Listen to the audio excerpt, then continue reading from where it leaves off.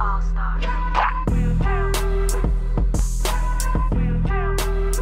You are now rocking with the best. DJ.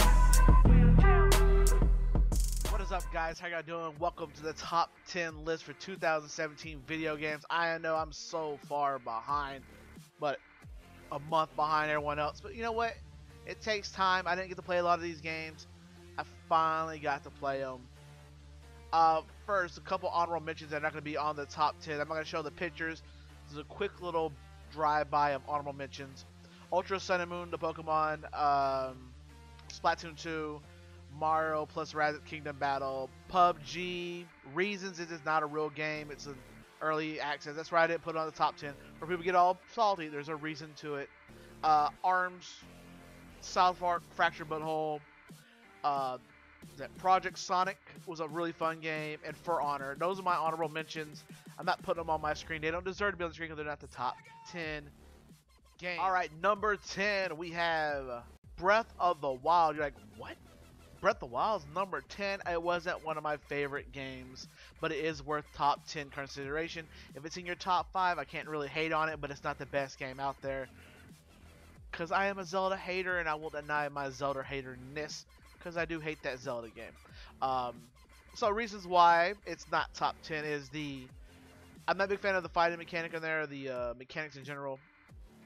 I got used to it after a while, but to me it's a little, wasn't a fan. Again, I'm not a fan of Zelda games in general, that's probably one of them. 2, your weapons always breaking, pissed me off. It kind of a waste of time, all the hard work, got these cool ass weapons, and they're gone 5 minutes later. And the third biggest part of why I'm a Zelda hater is because Zelda actually was ugly as fuck. Now she looks pretty cute. I went, you know what? This game needs to be on there. Link, you finally got a girl that actually looks worth fighting for. Let's be honest, it is what it is. But other than that, the story was really good. The open world, which I'm not a big fan of open worlds, but this is a year of the open world / online shooting / DLC / loot box. Last year was all about open worlds, and they did it right. It was awesome. The cities were cool. The towns were cool. The whole countryside was beautiful. You can get lost just traveling and don't care about the story or your quest or missions you're on. I did that a lot. I just went exploring. I had fun with that. That's the best part of the game, was exploring. I just really liked it. It looked very beautiful. I liked the color. It's the Switch, man. Switch was on fire this year, and it's a great game to start because I got sold and I bought it. I might be a Zelda hater. Even this game I think is really, really fucking good. That's my number 10, so that's number 10. Who the hell do we have left? Number 9, Mario Kart 8 Deluxe. Yes! This game beat Zelda. You're like, what? A re-release? An HD remix? Blah, blah, blah. A port? Yes! This game was better than Breath of the Wild. I actually enjoyed this game. I still play this game off stream a lot. I try to play at least once a week. I really have a lot of fun with this. Dry Bones, Bowser, Cat, Peach, and Rosalina. That's what we go here. We got all 4 of those girls and boys. Reason is it's a hell of an upgrade. The Wii U version was really, really good. They made it better. You still had your unlockables, which to me makes the game fun. That you don't just get a free game. That you don't have to pay for it, but you just gotta unlock it. It wasn't hard to unlock. You just gotta get gold stars on everything. It was legit. I had fun doing that. It's fun going against real competition online. You got a lot of the pros that came from Wii U to bought the Switch, and they're godlike. And it's so much fun going against them. The hacking, I haven't noticed it yet, but it's probably in the game. You get tons of characters. All the DLCs came with it. It's worth the buy. If you don't have it on this one, get it for the Wii U at least. But this is a must-have game of 2017. Xenoblade Chronicles 2 is my number 8. If you not notice, this is a strong year for Nintendo. Nintendo Switch was godlike. Probably the second best RPG I played. Behind, well, it's up on the list. You'll see it. I don't want to use so much. My name went blank. Cool story. A little slow getting into it. It takes a good 5, 6, 7 hours to get through the tutorial parts of it, but you can get through it faster if you know what you're doing. If you're gonna streamline it, it's not that bad. It just, your first time playing it, it's a little slow starting. Once you get to the fighting and it starts to get smooth, really, really fun. The combos are amazing. the back and forth. It's just really, really cool. They probably could have cut off 10 hours of the damn game because it's like 52 hours, and oh my goodness, I'm still in the last damn chapter. I haven't finished the game yet. That's how long it's been. But this game was so much fun. I'm having a blast playing it. Still having a blast playing it. A lot of cool mechanics. You have drivers and blades, which is pretty neat. The cinematics, all the unlockables, the boob jiggles. Now, there is one bad thing about this game that probably would have been a little higher. To me, I think it deserves to be a top 5 game. But there's a lot of top 5 games, and I had to make a decision. Alright, when tits are bigger than the head, I love you, Japan, but sometimes you need to fix those tit mechanics a little bit, because it got a little distracting sometimes. Kind of took away from the game. If you would have probably knocked them down to a D or a C cup, I think the game would be higher, because people got distracted, because all you see is titty memes, and nothing but titties. Titties on blades, titties. Pretty much what happened with 8. Xenoblade Chronicles number 8, though. Fun game. Number 7, Tekken 7 was not part of the plan. This is how it up there. Second best fighting game, and I think it might be the better fighting game in the long haul. Because the DLCs look pretty cool. But there's another game before that has the DLCs are so much better. Has Final Fantasy coming on. It has Geese. This is really, really cool. The game is smooth as hell. Now, it's lacking what its predecessor had. A lot of just casual shit to it. But it has a lot of, it's really good online, very fun to play, very, very exciting, and the slow-mo aspect of it made the game 100 times better than the previous versions. That little slow-mo and a little bit of a super, and it gives that game some hypeness that you need. The game always needs to be hyped. Tekken was hyped now. That was, I think, it's really cool that fighting games are making a come up on these top 10 lists, and this was just the first one. There's 2 of them. Worth leaving on the top 10 list. It might be the most casual game. It's not. Filthy casuals, you're going to have a hard time. This is more of a hardcore game for fighters. And I like a little bit challenging my fighting. I might not be any good at it, but it's fun to play that. Number 6. Injustice. Now, I might get a little roasted here for having Injustice number 2, aka Projectile Fighter 2, or Stay Away, Don't Get Close and Fight.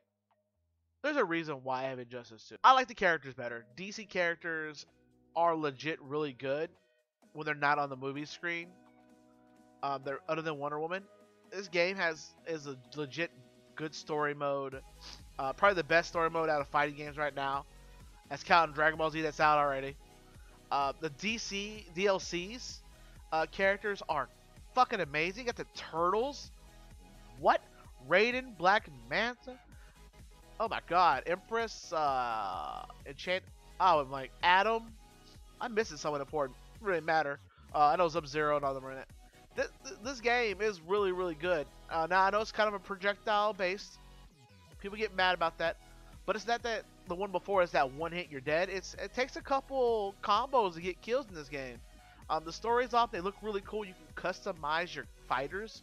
Just like Tekken before you. They have the same thing, but a little bit more fun unlocking them. A lot better looking than the Tekken ones. I don't like the Tekken customizables as much as I like Injustice 2. And plus, just the looking forward to the DLCs that are coming out, which Nintendo Turtles are coming out soon. I kind of give the upper edge to Injustice just for that reason. It's just long game Injustice 2 better than Tekken. I'm not sure the tournament scene it will be, but just playing the Ninja Turtles is going to be really, really fun. That kind of swayed my vote. I made it from Tekken being first to Injustice being ahead of them. That's good. Good shit. Game's really good, though. There's no really thing I can complain about other than projectiles. Other than that, the game is awesome. I like playing Swamp Thing and Harley. Harley Quinn's my bae. I play Harley Quinn all day, every day. I may get back into playing it again, but legit fun. Number 5 on my list. And you might notice this is going to go over my face, because you know my face you don't want to see because of this Marvin the Martian hat. I'm sorry, that was retarded. Mr. Shifty is my number 5. It was an early release. My second favorite, I think, Nintendo Switch game, which came on Steam too. So it's probably on Steam before this, but on Switch, it was fun. It's the first time I've seen it. If it came out 2016, I do apologize, but the first time I got to play it was 2017, and I saw it on Switch 2017. Picked that bad boy up. Other than some it being too strong for the Switch, and it might shut down every once in a while. This game legit was the funnest time I had on the Switch. Second fun, I should say. It was a blast. It was way too much fun. I love teleporting through buildings, combos. It got really hard. I've died many a time. I got a video out there that just got my ass get killed repeatedly. Like the death videos, oh my gosh. But Mr. Shifty, I love it. Cool mechanic. Just simple and enjoyment and fun. And y'all thought it was going to be nothing but AAA titles, boys. We got indies. God damn it, we're doing indies today, too. Number 4, Horizon Zero Dawn. To be really frank about this, I've only got to play maybe 5 hours of this game. But the 5 hours I played, I was taken back. I can see the potential of this game and all the streams I was watching. Every time I see someone stream this game, I'm watching it. I've been trying to find more streams of people playing this game. I haven't bought it yet just because, man, I don't have all the money in the world. It's hard to buy every single damn game. I love the idea. Again, open world. Simple as hell basics, though. You're not really getting out of this world mechanics, but you're getting a new look.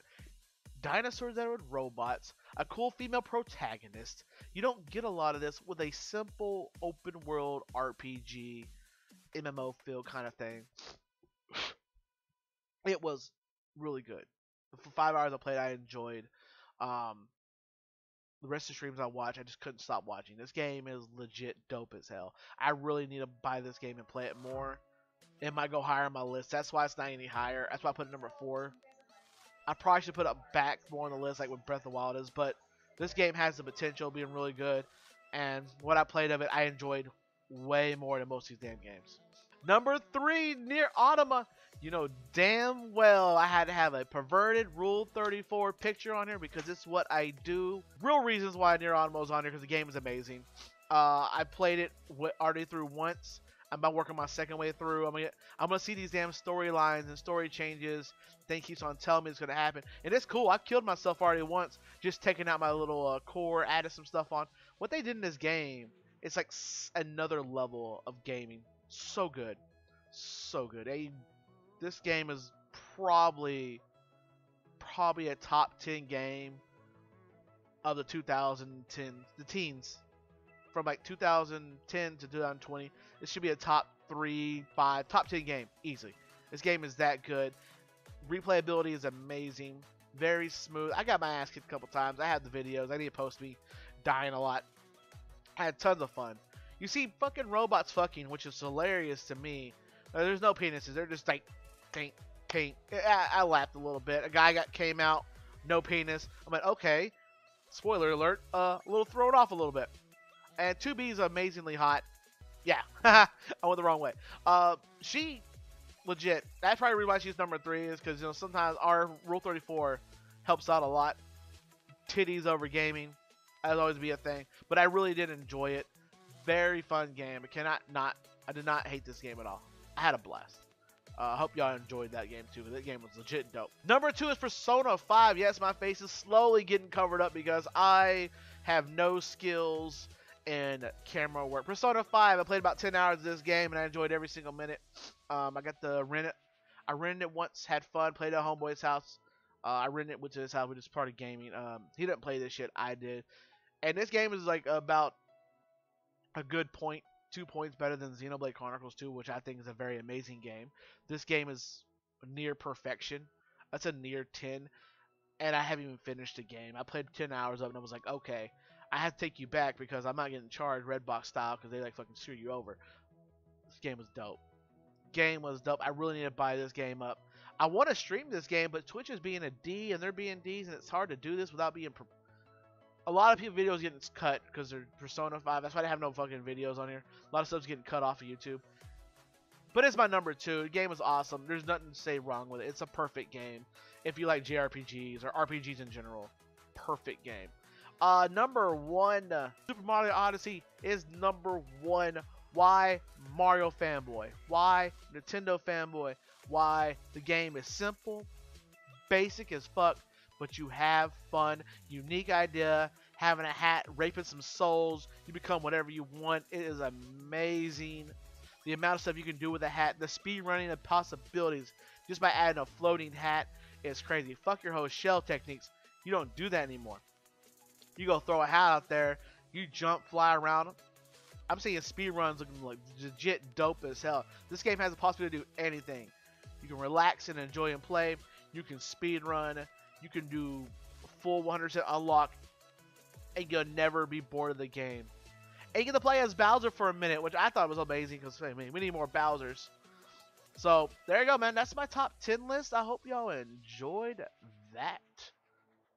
Legit top 10 list. As you can see on the list above me, Breath of the Wild is number 10. Mario Kart 8 Deluxe number 9. Xenoblade Chronicles number 8. Tekken 7 number 7, which is I think is very awesome. Injustice 2 number 6. Mr. Shifty number 5. Horizon Zero Dawn number 4. Nier Automata number 3. Persona 5 number 2. And Super Mario Odyssey number 1.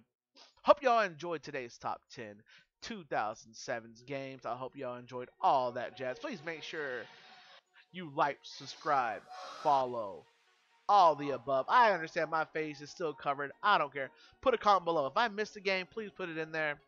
I don't do a lot of indie games. So, Mr. Shifty, hey, you got in there. Be glad. Other than that, I hope y'all enjoyed the shit. I think they're almost kind of indie. Who knows? Y'all have a good night, guys. Laters. All Out All Stars. You're now rocking with the best.